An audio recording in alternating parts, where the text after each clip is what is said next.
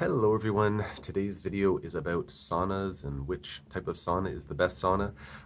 Just before jumping into the video, if you don't mind taking a quick second to please like, share, subscribe, and or post a quick comment on the video, I'd really appreciate it. So thanks in advance for taking a second to do that.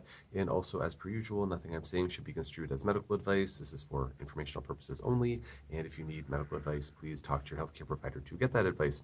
So someone posted this question on one of my other videos asking my opinion about the best type of sauna. So generally speaking, for folks that have never looked into the sauna options realm, there's different options. There's dry heat saunas, there's steam saunas, there's near infrared saunas, there's far infrared saunas. There may be other types of saunas out there. There's sauna blankets that are, just basically hot blankets that kind of you wrap up in and whatnot. There may be other types of saunas out there as well.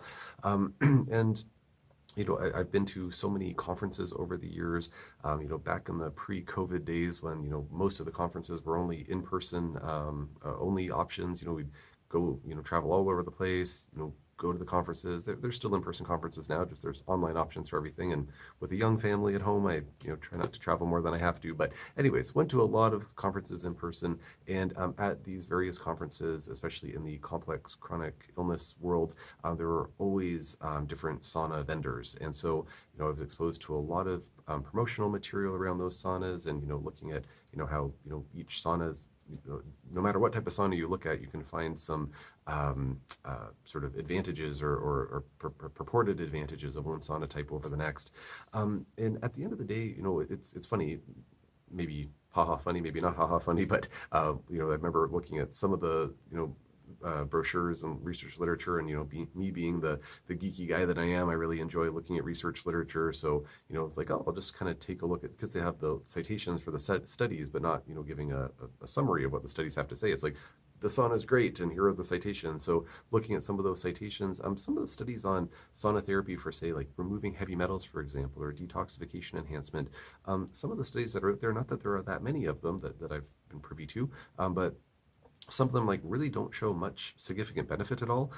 Some of them really have sort of questionable methods that they use. Like, not that it's like some nefarious, like they're scheming, evilly behind a curtain or anything, but more just the methods that they're using are kind of like, oh, like, it's like they're measuring certain metabolites that are really not that indicative of whether a person's actually detoxifying something terribly effectively or not.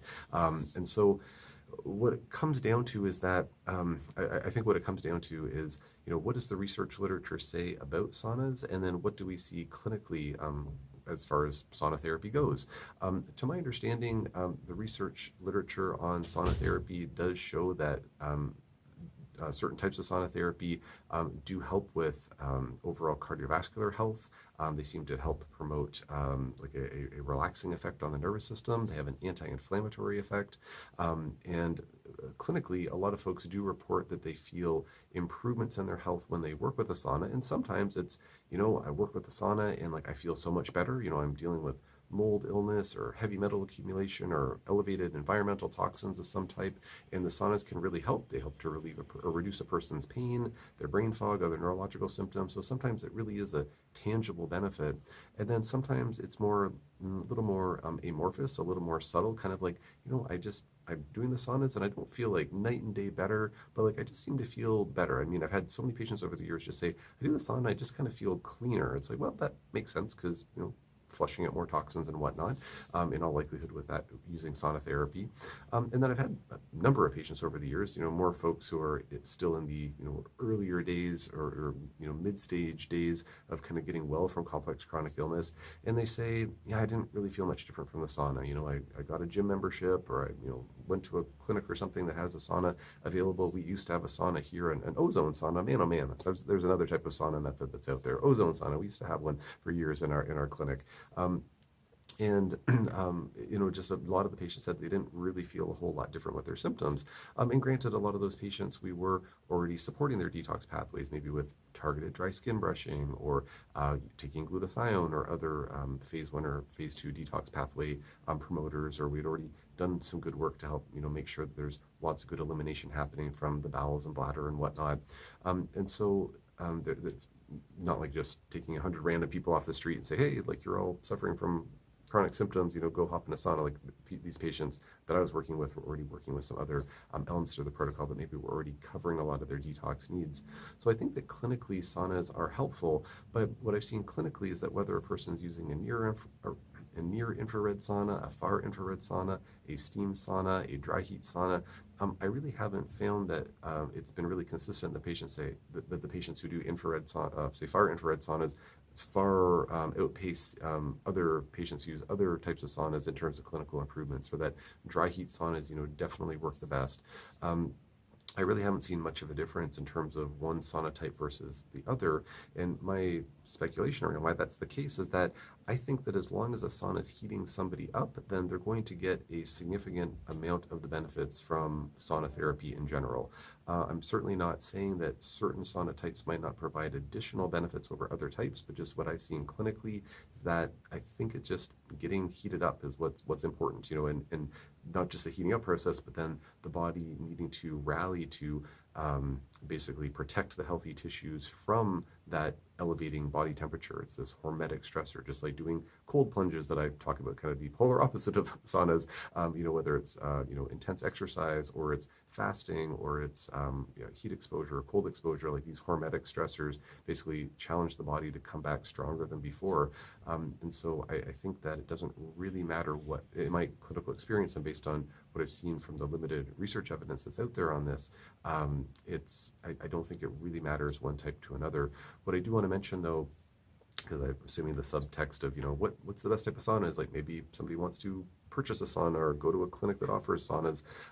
So, how would one discern that, what option to go with if they're all pretty good? Like, well, are there any things to be aware of? I think the one thing to be aware of, or two things to be aware of rather, are around what the sauna is made of, and also whether the sauna has a reported EMF rating. So a lot of the companies that are out there, there's a company called Sunlighten that's out there. There's, oh my gosh, a bunch of different ones. I'm really not sponsored by Sunlighten. That's just the only one I can remember off the top of my head. There's a whole bunch of different sauna companies out there.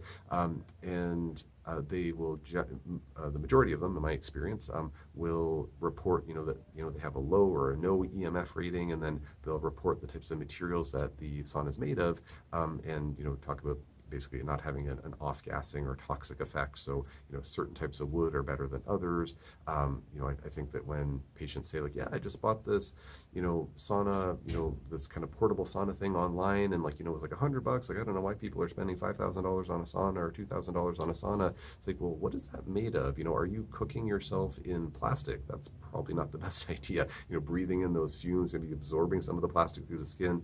And then, a lot of these cheaper sauna options will not have an EMF rating. So those are two things just to be, on the lookout for. And any kind of reputable company will have that information either on their website or easily available if you request it. So thank you for the question. If there's any follow-up questions on this, or if anybody has any comments around like, I love this sauna worked really well for me, this sauna really didn't work well, or any insight from the field, so to speak, I'm always curious to hear what folks have to say about various topics, including this one. So if you have any questions about any other topic, feel free to post in the comment section below, and I will leave it there for now.